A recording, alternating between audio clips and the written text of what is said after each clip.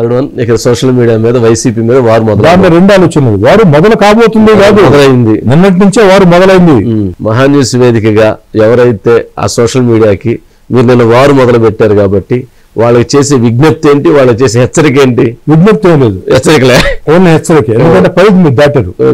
కాబట్టి జగన్మోహన్ రెడ్డి గారి దగ్గర నుంచి, YSR Congress party social media దగ్గర నుంచి, వైఎస్ఆర్ కాంగ్రెస్ పార్టీ రోత పత్రిక, రోత టీవీ కాడి నుంచి, వైసీపీ నాయకుల దగ్గర నుంచి నిరంతరం ఖచ్చితంగా యుద్ధం. దాని అనుమానంలా రండి, మీరా నేనా తెలుసుకుందాం. నేను మిమ్మల్ని కెరగల, నా పని నేను చేసుకుంటున్నా, మీరు కెరికారు. కెరికినప్పుడు నా ప్రతిస్పందన మీరు చూడాల. అయితే చంద్రబాబు నాయుడు గారు చెప్పారు కాబట్టి నేను ఎక్కడా కూడా ప్రతీకార చర్యలకు పాల్పడం, చట్ట వ్యతిరేకంగా నేను చర్యలు తీసుకో. ఏదున్నా కూడా ధర్మబద్ధంగా న్యాయబద్ధంగా ఉంటుంది. సోషల్ మీడియా వారికి మాత్రం ఖచ్చితంగా మీదైన పద్ధతిలో మీదైన శైలిలో సమాధానం ఇస్తా. జగన్ గారికి సైతం చాలా విషయాలు చెప్పలా. ఎందుకంటే ఒక రకంగా చెప్ప నిన్న ఈ రోజు కొన్ని విషయాలు బయట పెట్టింది. ఆయన గుర్తులు కూడా గుర్తు చేస్తారంట. గుర్తు చేస్తా. ఒకటి వంశీ గారు, మీ దాకా వచ్చిన తర్వాత మిమ్మల్ని అడగదొక్కాలనుకుంటే బాల్ ని కింద గట్టిగా కొడితే బాల్ పైకి లేస్తుంది. అవును, అది సిద్ధాంతం. అంతే. లేకుండానే చేయాలనుకుంటే సిద్ధాంతం అది. అందుకే లేకుండానే చేయాలనుకుంటే నన్ను లేకుండా చేయగలుగుతారా అనుకున్నారు కదా. అదే నన్ను లేకుండా చేయగలుగుతారా, ఆ యుద్ధంలో మీరు గెలుస్తారా, నేను గెలుస్తానా, ఏముంది లేకుండా చేయగలిగితే అమరవీరు ఉంది అనుకుంటా, నిలబడితే వీరుంది అనుకుంటా. నాకేం జీవితంలో పోరాటాలు కొత్త కాదు. విఆర్ కళాశాల విద్యార్థులు పోరాటాలు ప్రారంభించాను. విఆర్ కళాశాలలో కాలేజీలో ఆ రోజుల్లో మీరు ఎంతమందిని కొట్టుంటారు, మిమ్మల్ని ఎంతమంది కొట్టుంటారు? నన్ను ఒక 5-6 మంది కొట్టారు. మీరు ఎంతమందిని కొట్టారు? ఒక 40 మందిని కొట్టుంటారు. 40 మంది కష్టం. అంతే. రోజు ఒక గ్యాంగ్ అటో ఇటో ఎవరో ఒకరు. అంటే ఒకటండి, అంటే నాకు విద్యార్థులతో ఘర్షణ. అదే రౌడీస్. ఆ రోజు అక్కడికే నెల్లూరులో ప్రముఖ రౌడీలు ఈ రోజుల్లో తక్కువగానే పోలీసు నియంత్రణ అప్పుడు లేకుండా పోవడంతో ఇప్పుడు పోలీసు నియంత్రణ ఉంది కాబట్టి ఈ రౌడీల ఆటలు పెద్దగా సాగు. పోలీసు నియంత్రణ లేదు. ఎంటైర్ నెల్లూరు టౌన్ కి ఒక సీఐ ఉండేవాడు. ఇప్పుడు స్టేషన్ కు సీఐ ఉండే పరిస్థితి. 6 స్టేషన్లు, రోడ్లో 7 స్టేషన్లు.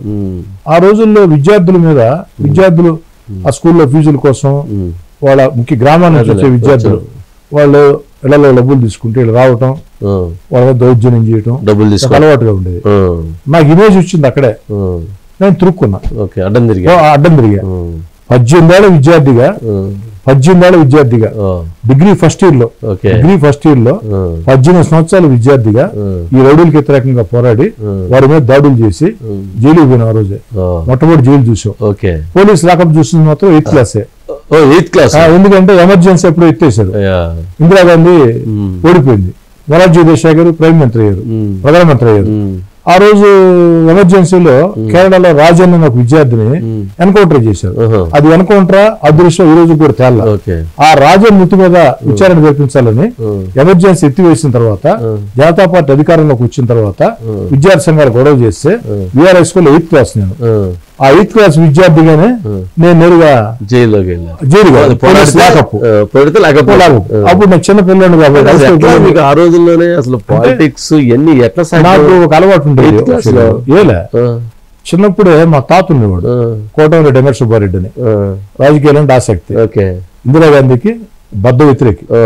కారణం వాళ్ళ యాంటీ ఇందిరాగాంధీ. మా ఇంటి పేపర్లు వచ్చేది అప్పుడు ఆంధ్రప్రభ, ఆంధ్రపత్రిక ఉండేది. అప్పుడు ఈనాడు ఉండేది కాదు, ఉదయం ఉండేది కాదు. కొంతకాలం తర్వాత జ్యోతి అనుకుంటా, ఆంధ్రప్రభ పత్రిక బాగా గుర్తుంది.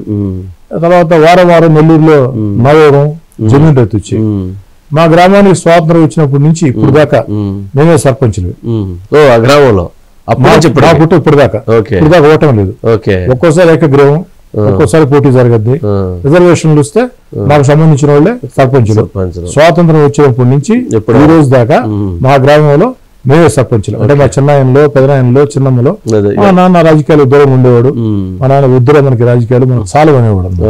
అక్కసి మనం తాత పేపర్లు తాత నిలిపోయినా తాత పేపర్లు చదివే మనిషి కావాలి. ఓహో రే శ్రీధర్ ఆ పేపర్లో చదివి అనేవాడు. ఓకే వాడు పేపర్లో చదివేవాడు. ఓకే చదువుతుంటే విసుగు తట్టుకోలేక కొన్ని దగ్గరలో 2 లైన్లు చదివి 10 దాటేవాడు.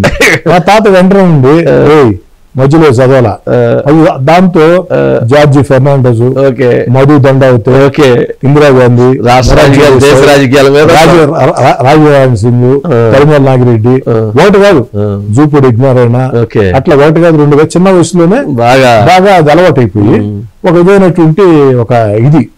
ఇంకోటి వంశీ గారు యాక్చువల్ గా అది కొంచెం కమ్యూనిస్ట్ పార్టీ బాజాలో, కానీ అంటే విప్లవం అంటే ఏందో మనకు తెలియదు. విప్లవం అంటే ఇష్టం. ఒక రోజు ఇంటర్మీడియట్ లో విద్యార్థిగా సైకిల్ వేసుకొని వస్తూ ఉన్నా, సైకిల్ వేసుకొని నడిచి వస్తూ ఉన్నా, గోడ మీద రాతలు రాసి ఉన్నాయి, విప్లవం పుట్టేది విదేశీ తొత్తుల నుండి కాదురా, స్వదేశీ భక్తుల గుండెల నుండి, భారత్ మాతాకి జై, ఏబీవీ పని. ఆ స్లోగన్ నన్ను అట్రాక్ట్ చేసింది. అంటే విప్లవం అనేది కమ్యూనిస్ట్ పార్టీలే కాదు, అవును ఏబీవీ కూడా విప్లవం. వాళ్ళేమో ఇతర దేశస్తుల్ని ఆదర్శం అంటారు, మనకి మన దేశస్తులు ఆదర్శం అంటారు. అక్కడ ఏబీపీ కనెక్ట్ అయ్యారు, మొత్తం కనెక్ట్ అయ్యారు. అప్పుడు వెంకయ్యనాయుడు గారితో అప్పుడు సంబంధాలు లేదు. అప్పుడు సంబంధాలు లీడర్ గా ఉన్నారు, ఎమ్మెల్యే. అవును 1978 కి ఎమ్మెల్యే. మా పరిచయం లేదు. డిగ్రీ సెకండ్ ఇయర్ లో ఏబీవీపీ టౌన్ సెక్రటరీ నేను. అప్పుడు వెంకయ్యనాయుడు గారితో పరిచయం. 85 లో వెంకయ్యనాయుడు గారు ఆత్మకూరులో పోటీ చేస్తే అప్పుడు నేను 19 ఏళ్ళు నా వయసు. నేను ఒక మండలం అనంతసాగర్ అని ఒక మండలం ఉంటే ఆ మండలంలో ఒక 2 గ్రామాలకి నేను ఇన్ఛార్జిగా పనిచేశా. దురదృష్టం తక్కువ ఓట్లతో ఎప్పుడు ఓడిపోయాడు. అక్కడ పరిచయం అయింది. ఆ తర్వాత విఆర్ కళాశాల అధ్యక్షుడు, ఎస్వి యూనివర్సిటీ సెనేట్ సభ్యుడు. యూనివర్సిటీ అంటే 6 జిల్లాల్లో ఉండే డిగ్రీ కాలేజీ ప్రెసిడెంట్లు అందరూ కలిసి సెనేట్ మెంబర్ని ఎన్నుకుంటారు. అట్టు ఎన్నుకున్నారు మొత్తం అంతా కూడా. 6 విద్యార్థుల కోసం 11 రోజుల పాటు ఆమరణ నిరాహార దీక్ష. ఎన్టీఆర్ గారు ముఖ్యమంత్రి, జనత్ హుస్సేన్ గారు ఇటీవల చనిపోయారు, వారు మా జిల్లా కలెక్టర్. జనత్ హుస్సేన్ గారికి అప్పుడు ఫ్యాక్స్ ఈ విధంగా రాతపూర్వకంగా హామీ ఇచ్చిన తర్వాత నిరాహార దీక్ష ప్రకటించిన పరిస్థితి. అంటే అనేక పోరాటాలు మొత్తం అఖిల భారత విద్యార్థి పరిషత్లో పోరాటాలు ఆ ఏబీవీపీలో నేర్చుకున్న పోరాటమే ఈ రోజు దాకా అది కొనసాగుతా ఉంది. వాళ్ళు ఆ సమయం ఆ వయసులో వాళ్ళు ఇచ్చిన ధైర్యం. ఎందుకు చెప్పానంటే మా తాత ఆ విధంగా పేపర్లు చదవమంటే ఈ పేపర్లు చదివి నాకు అలవాటు అయిపోయింది. ఒకసారి పేపర్లో కూడా వచ్చింది, రాజన్ అనే ఒక విద్యార్థిని ఇట్లా కేరళలో ఎన్కౌంటర్ చేశారు. అది ఎన్కౌంటర్ అదృశ్యం ఇరువుకి అర్థమయ్యే పరిస్థితి. అవునా, ఎవరో విద్యార్థి సంఘాలు వచ్చారు, రాజన్ అమర్ హే, రాజన్ అమర్ హే, రాజన్ అమర్ హే, రాజన్ అమర్ హే, రాజన్ అమర్ హే. నేను పోలీసులు అరెస్ట్ చేశారు. అవును, అందరూ ఏంటంటే ఆడు వచ్చిన వాళ్ళు 2-3 తప్ప అందరూ కూడా కళాశాల విద్యార్థులు. వాళ్ళేమో లాకపిల్ల పెట్టారు. లాకపిల్ల పెట్టి ఎవరో ఎస్ఐ ఉండేవాడు ఇప్పుడు తిట్టి, ఎంతరా మీరంతా వయసు ఎంత అని మేము నిక్కర్లు వేసుకోండి, ఎయిత్ క్లాస్ బయటకు పంపించేసారు. అది తొలిది. తర్వాత రౌడీలకు వ్యతిరేకంగా చేసిన పోరాటంలో విద్యార్థి నేతగా 18 ఏళ్లకే జైలుకి వెళ్ళిన తీరు. నా మీద 307 కేసు పెట్టారు ఆ రోజుల్లోనే. అటెంప్ట్ మర్డర్ కేసు పెట్టారు. ఆ తర్వాత కొంతకాలం తర్వాత కేసులు కొట్టేశారు. అనేక రకాల కేసులు. అంటే 23 సంవత్సరాలు నా వయసు అప్పటికే 27 కేసులు, 1-2 కాదు.